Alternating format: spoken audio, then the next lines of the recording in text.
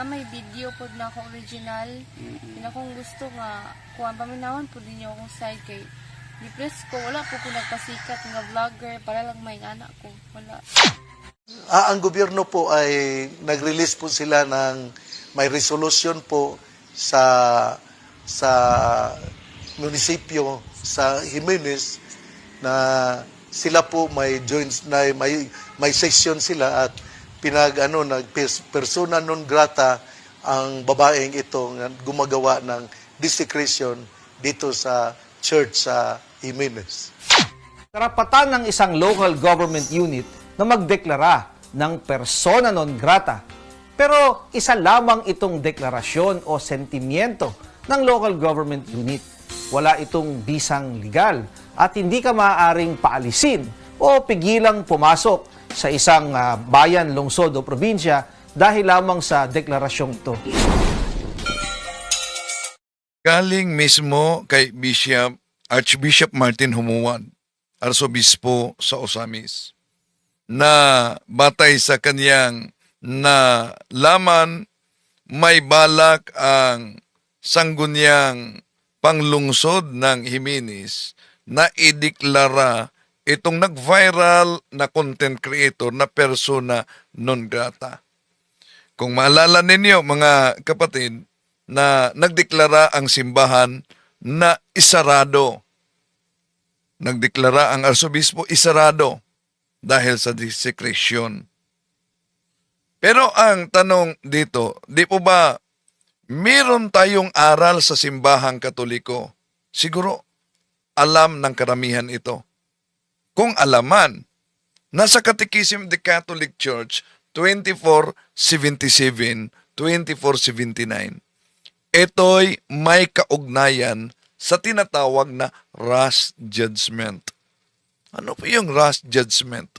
Ang rash judgment, may kaugnayan yan sa 8 commandments. You shall not bear false witness. Ang tanong, alam ko na maraming mga Katolikong nagagalit talaga. Pero, sapat na ba itong makitang video na ito na blurred para iakusa na nagdura siya? Sapat na ba ito na ebidensya? Tandaan natin na kung magpunta na sa korte, ang burden of proof nasa nag-akusa mismo. Ito ba'y sapat na at magiging batayan na dinuraan talaga? Samantalang itong inaakusahan hindi Katoliko, and then ang nag-video ay Katoliko. Silang dalawa nanindigan, hindi daw umano dinuraan.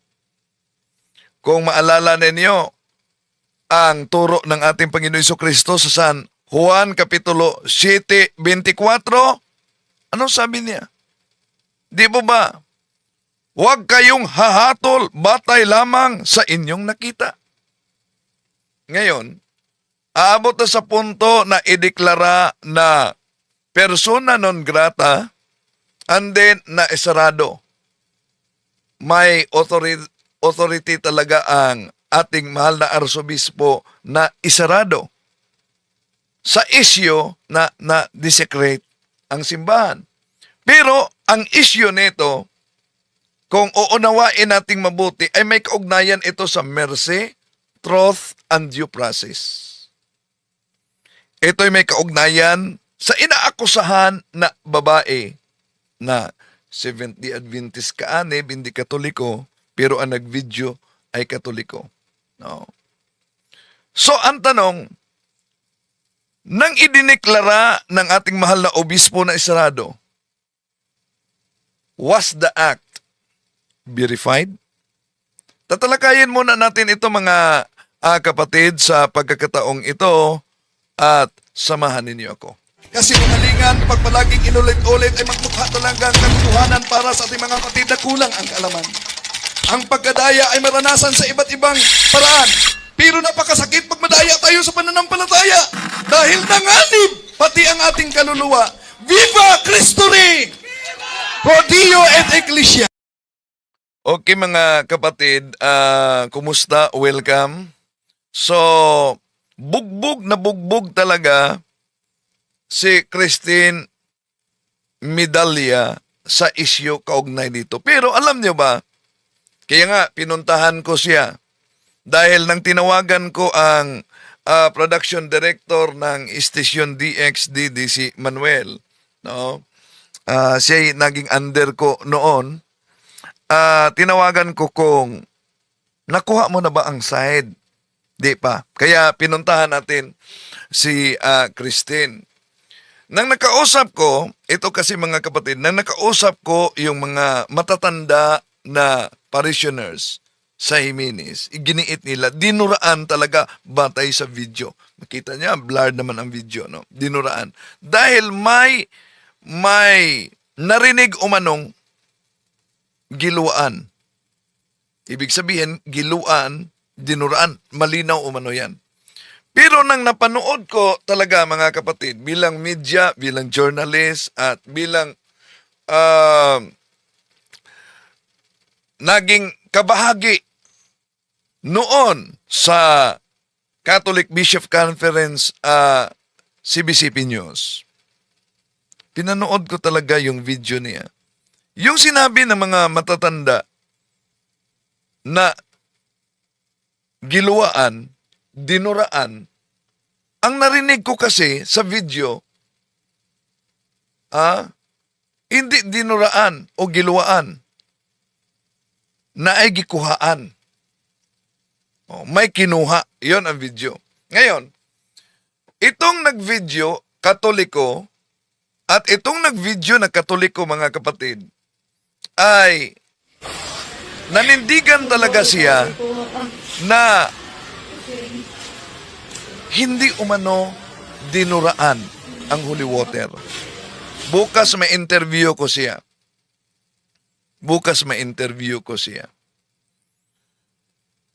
At muling may interview ko si Christine bukas dahil merong posibleng balak din na legal dahil sa paniniwala na ito ang pwedeng lilinis sa kanyang pangalan. Alam niyo, kung sa bidyong ito lang at sa comment ng iba't ibang mga tao at yung mga galit, hindi yan sapat sa korte para patunayan yung akusasyon. Di ba? Ang burden of proof nasa nag-akusa. Paano mapatunayan na batay lang sa bidyong ito, sabi ni Ananias Redida, klaro bro, dinuraan talaga. O yun, paano talaga mapatunayan? Sino ang pwedeng titindig na saksi na dinuraan talaga yon?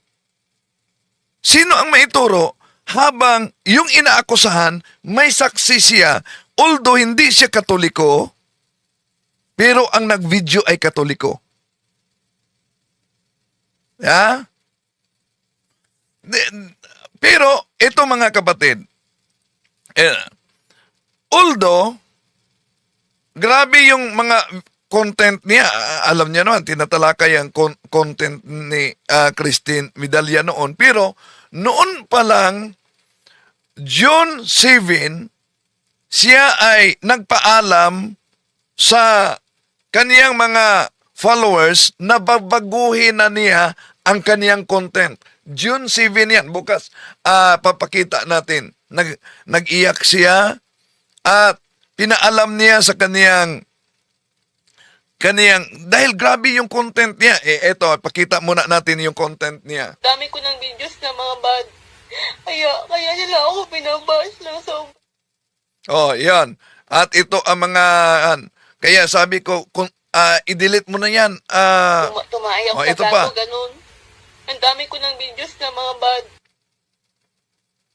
Yan. Mihi siya. Oh. Yun nagpa-video. Yun. Ang dami talaga.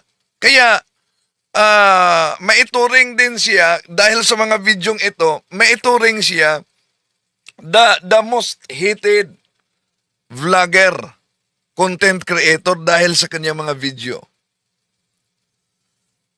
At bahagi sa kaniyang sinabing babaguhin na niya yung pagpasok sa simbahan. Ang problema, nag-viral siya na hindi naaayon sa kaniyang purpose. Ito na. Pumutok yung akusasyon na dinuraan.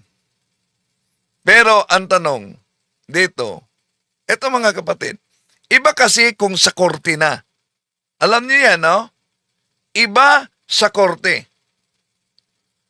Ang sa korte, kailangan talaga mapatunayan beyond reasonable doubt. Beyond reasonable doubt. Pero, itong videong ito, ang tanong, sapat na ba ito para husgahan dahil siya, kung makita nyo, tingnan nyo, di ba parang dumura talaga. Pero sa kanyang side, at yung nag-video ng Katoliko, sabi talaga sa nag-video ng Katoliko, kahit ako sir, Katoliko ako, hindi talaga niya dinuraan. Bukas, nakatakdang ma-interview natin siya mga kapatid. No? Ma-interview natin siya bukas. Kung aabot ito sa korte, una, parang sa aking pansin, parang magkaproblema ang simbahan dito. Bakit? Parang magkaproblema ang simbahan. Sa cross-examination kasi ng mga abogado, posibleng lalabas. Bago kayo nagdesisyon na isarado dahil sa akusasyong dinuraan, pinakinggan at tinanong ba ninyo ang side ng akusado? Sandali, may tanong dito. Bilin Cordoba. Pakitanong, Bro Wendell, ano ang nilagay niya sa tapat niya yung may bintana? Ano bintana? Yung parang makita niyo, sandali. Ito po ba?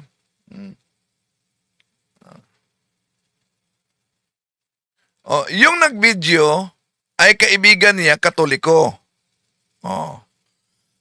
So, ulitin natin, sa korte kasi mga kapatid, batay lang sa makitang ito, dahil kung criminal case, ang criminal case ay patunayan beyond reasonable doubt.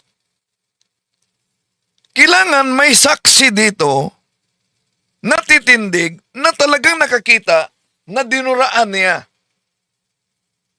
Tanong, batay lang sa aksyon niya at batay lang sa maraming mga komento at mga galit na mga kapatid nating Katoliko, sapat na ba yon na magiging ebidensya na talagang dinuraan niya?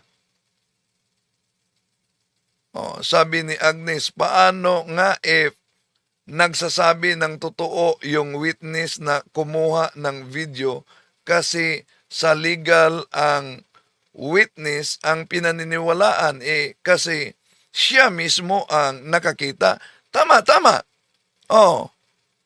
Tama talaga. At ang problema dito mga kapatid, una, kaya tatalakayin natin ito, bago idiniklara, meron ba kayong pagkakataon na pinakinggan ang kanyang panig? Di ba ba?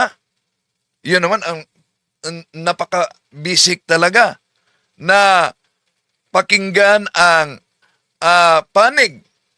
Ay kahit nga si Saint Maria Jose Vianney, yung founder ng Opus Dei, di ba? Sabi niya, huwag agad-agad maniniwala kundi mapakinggan ang panig.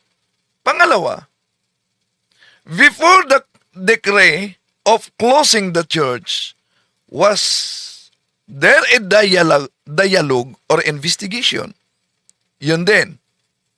At kung mapunta ito sa korte, talagang lalabas yan sa cross-examination. Tandaan natin na ang burden of proof nasa nag-akusa. At ulitin ko, hindi sapat na batay lang sa nakita sa video ay magiging ebidensya na ito. Siguro ang tanong kung ano yung inilagay, ito nakita ninyo. Ano yun, cellphone? Tatanungin natin bukas. No? Okay. So, yun, may pahayag si Archbishop Martin Umuad na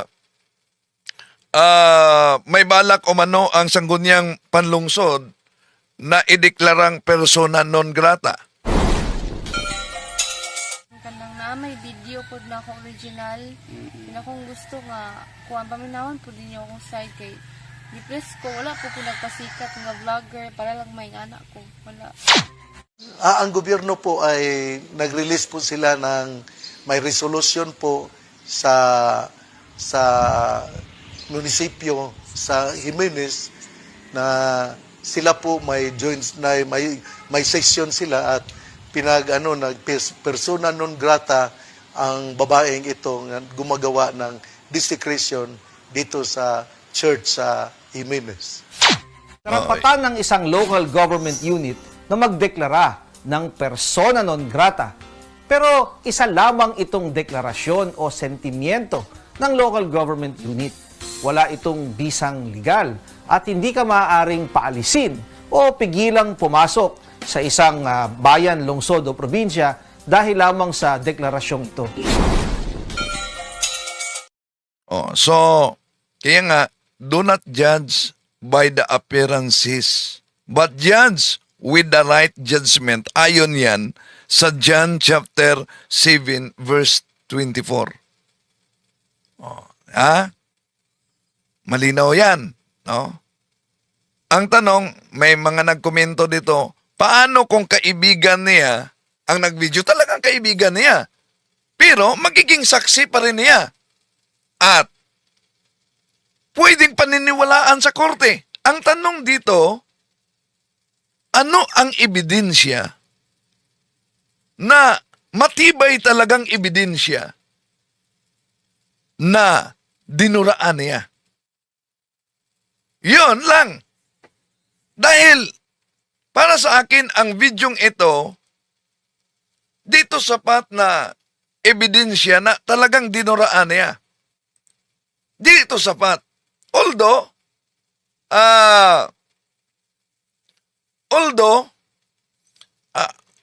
di malinaw ang naturang video at kilala siya sa napaka-word niya, wordong mga content, kaya di natin masisisi din ang mga tao na grabe ang kanilang reaksyon. Pero ina-analyze natin mga kapatid. Ulitin ko, bukas ma-interview natin ang nag-video kaugnay dito. Ang problema kasi, una, nang idineklara ito, napakinggan ba ang side niya? Meron bang due process? Sapat na ba ang videong ito para ideklara talaga na dinuraan niya? Ang issue kasi dito, dinuraan. Ngayon, sabi ni Archbishop Martin Umuad na nagplano ang sangguniang panglungsod na ideklarang persona non grata. Paano iyon mawala ang persona non grata? Pakinggan natin si attorney. Kailangan lamang kausapin ang mga miyembro ng sanggunian ng local government unit upang mabawi ang deklarasyon ng persona non grata dahil sila lamang ang pwedeng magtanggal nito. Wala bang, may nagtanong dito, wala bang CCTV? Yan ang i-follow up ko bukas. Di na kasi natin mapasok yan dahil nakasarado na. Sabi ni Steam, i-analyze na lang ang holy water kung may dura, may saliva, blurred ang video. Wala po bang CCTV sa simbahan, bro? Magtanong ako bukas. No, di pa ko yan masagot ng malinaw kung meron ba. Bro Wendell, bakit hindi ipa-lab test yung part yan sa due process? Part yan sa investigation. Tama, no? Dahil part yan. Kung diyan talaga lalabas para mapatunayan. No? Dahil ang akusasyon ito, lalo na pag criminal at mahahantong na sa criminal case, must be proven beyond reasonable doubt.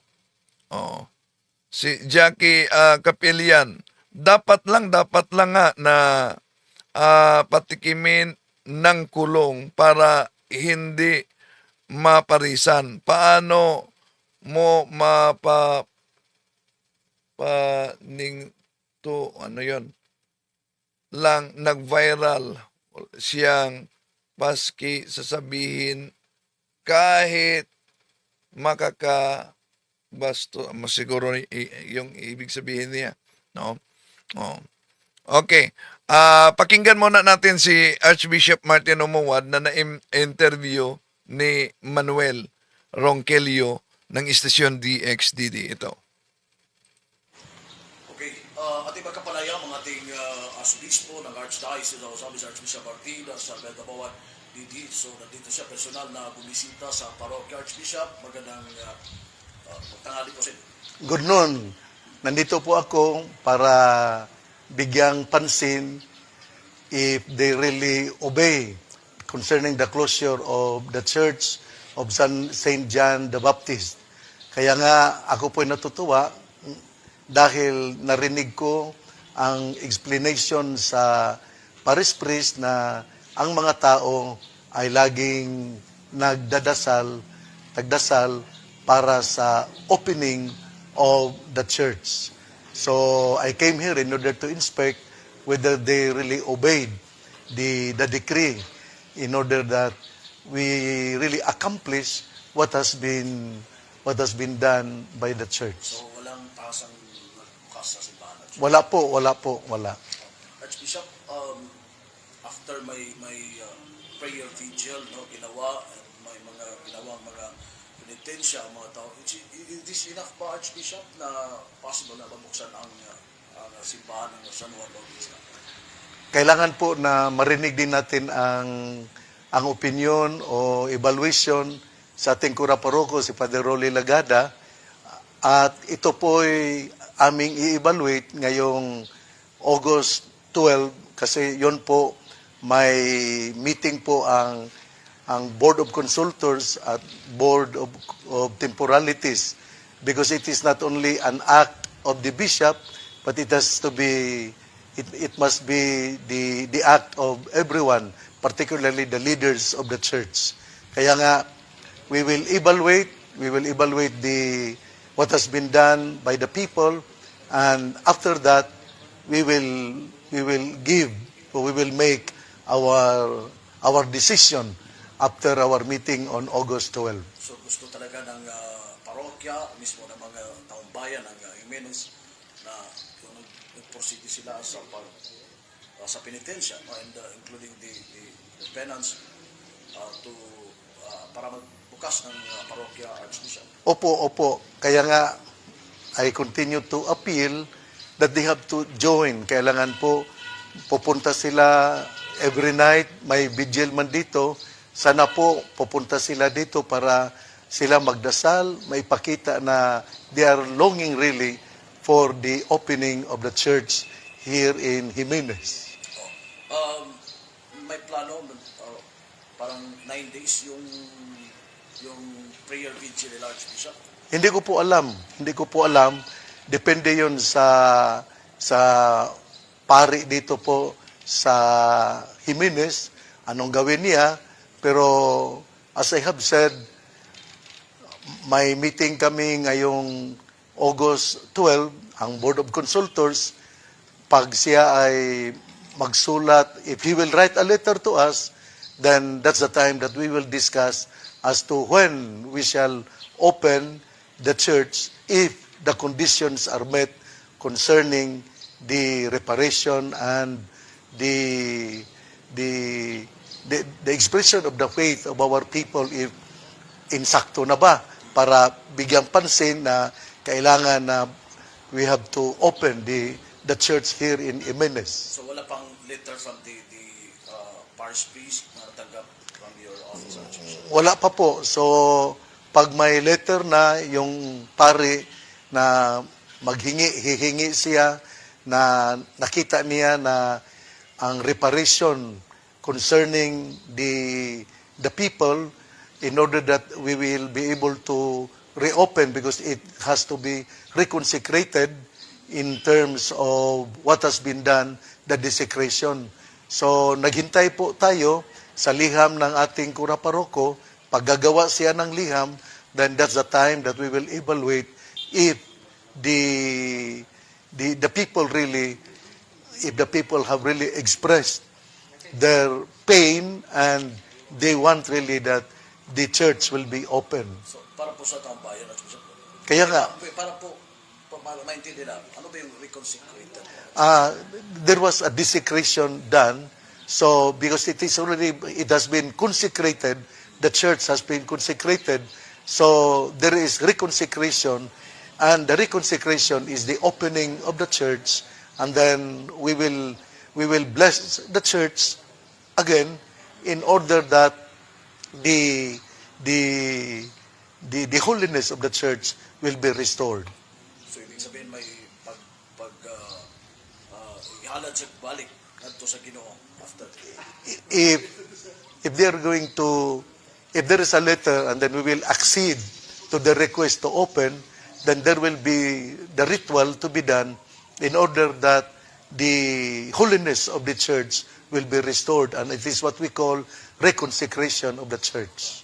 May meeting kayo with the parish priest. Yeah, with the parish priest and also the board of consultors, and it happened that the parish priest also is part of the board of consultors. So, hindi po, it is not really very difficult for him to be called to be part of the meeting, and as I have said, it will be done on August 12. Archbishop, may mga nagtatanong, ba't gano'n, no? Parang matagal yung binuksan ang simbahan. It is not, we are not here playing. We are serious in this matter because it concerns about our faith. Kaya nga nakatanggap po ako ng komentaryo na bakit hindi lang sabi ni Saya pa, nganong dili mo lang na iyabo, hugasan, o aron iuli ang kini magbuhat na po og kining holy water. Now we will just throw what has been desecrated and then replace it with the new one. But that is not that easy. Hindi man yun ganyan lang.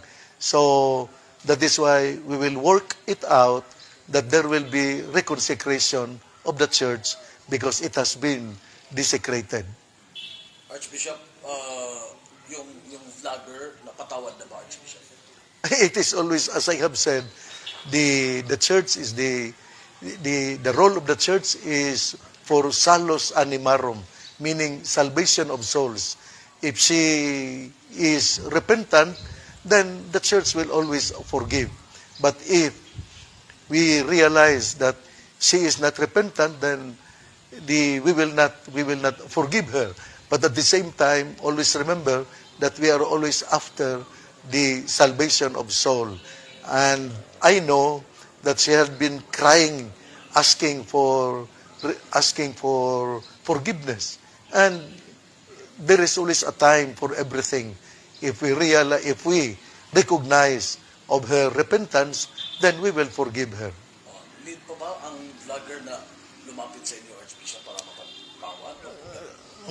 Yung narinig ko na siya po'y nagpunta sa rectory, sa kumbento sa pare, pero hindi ko po siya binigyan pansin because, as I have said, she must feel the gravity of what she has done because it has offended the religious feeling of our faithful.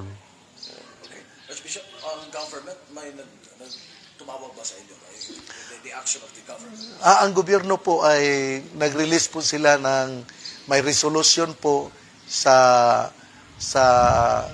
munisipyo sa Jimenez na sila po may joint na may session sila at nag persona non grata ang babaeng ito na gumagawa ng desecration dito sa church sa Jimenez.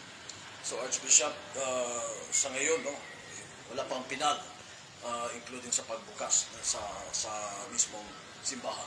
Wala pa po kasi naghintay po tayo sa evaluation sa Cura Parroco, Father Rolly Lagada at yung kasama niyang pare, si Father Romel Rodinas, naghintay po tayo sa liham nila na according to their evaluation, nga it is now time to open because the people have done the reparation and for that matter, we can open the church. So as long as wala pong liham na matanggap sa chancery, hindi po mabuksan ang simbahan dito sa Jimenez. So may mga information na 1 week lang, Archbishop, and possible, nag-pass pa sa isang linggo. Kasi ang mo-decide, ang decision ay talagang galing sa Archdiocese of Ozamis. Hindi po galing sa ibang institusyon. So kaya nga, ang proper process would be, maghintay po tayo sa liham ng Cura Parroco, Father Rolly Lagada, at yung evaluation nila, pag yung nakita nila na bastante na ang mga nagawa sa mga tao in terms of reparation and repentance, then that's the time nga we will open the church here in Jimenez, St. John the Baptist Parish. Archbishop, mensahe na lang ninyo po sa buong mamamayan ng Jimenez, yung mga faithful natin dito sa Jimenez na yung nasa talaga nila, yung penance. This is not only for the people of Jimenez. This is for all Catholics. We need to respect the church. And it is not only also for the Catholics. Everyone, whether you are a believer or none, or you are a Catholic or not a Catholic, we need to respect the place of worship. It is really very important that we have to give homage and respect to the place of worship, regardless of whether it is a Catholic church or another place owned by a particular group of believers. So kaya nga, kailangan po respetuhin ang simbahan at huwag tayong gagawa ng mga masasama. Kasi po, ito ay banal, kaya nga respetuhin natin ang banal na lugar. Alam sa katawan si Jimenez, pagpadayon nini, hindi mo kalihukan na bilang sa ilang paghimo, no, sa ilang sakripisyo, Archbishop. Hinautunta nga ang katawan sa Jimenez, makaila nga ato yung respetuhan ang simbahan o kung doon ay magbinuang, ato pod nga badlungon tungod kay dili ta gusto nga ma-deprive ang uban nga mga Katoliko nga magpakita sa ila nga pagtuo. Ako sayod nga daghan ron nga mga tao nga musulod unta sa simbahan kay gusto silang magampo, magpasalamat. Pero sanglit na siraduan na damay ang tanan nga katawhan. Mao na nga akong hangyoon ang tanan nga mga katawhan sa Jimenez nga ato yung bantayan ng atong simbahan ug kun dunay magbinuang ato yung santaon. Ang ato Arsobispo sa Archdiocese of Ozamis, Archbishop Martin Sarmiento Abawad, ubaan sa Cura Parroco, nasa likod sila si Father Rolly Lagada, Father Jason Panagiton, atong Chancellor sa Archdiocese of Ozamis. Archbishop, daghang salamat. Okay, yun si Archbishop Martin Umuwad, mga kapatid. At bukas siguro, linggo, no, ma-interview natin yung nag-video kaugnay dito. No? At alam natin, marami talagang mga kapatid natin na batay sa nakita sa video, galit na galit. Kaya nga, merong mga iba na nagbabanta, literal na nagbabanta talaga sa buhay ni Christine. Kaya pinapablatter na po yon dahil baka may sasakay sa panahon at dahil sa galit na yan, kung ano ang mangyari sa inaakusahan at pinagbabantaan, alam nyo, damay-damay, pati simbahan. Damay talaga ang simbahan. No? Kaya, yung sabi ni Archbishop Martin Umuad, salos animarum sopri malix, na the salvation of the souls is the supreme law. So, bukas, pagsikapan natin na makuha ang side at ilang bisis si Christine Umano bumalik sa kumbento para makipag-usap at di siya kinausap, pero baka may plano na ito'y dalhin sa korte dahil ang paraan na malinis umano at mapatunayan na di talaga niya ginawa yung pagdura, pwedeng mapatunayan sa pamamagitan ng korte. So, si Christy Concepcion Charot, Sir Wendell, dapat bawal magpicture sa simbahan while nagmas ang pare. Ay, bawal talaga. Dapat at lalo na ang paggamit ng cellphone, no? Pag nag-attend sa misa, bawal na bawal dahil kailangan mag-focus talaga tayo. Ang misa ang pinakamalaking. Pero ang issue dito na giluwaan ba o wala? Sapat na ba ang maging ebidensya ang nakita ninyo na di malinaw na video? Tandaan natin, ang burden of proof nasa nag-akusa. Dinuraan. Pero, sino ang titindig na magsabing dinuraan talaga niya? O, yan. Bukas, sisiguruhin natin, meron bang CCTV?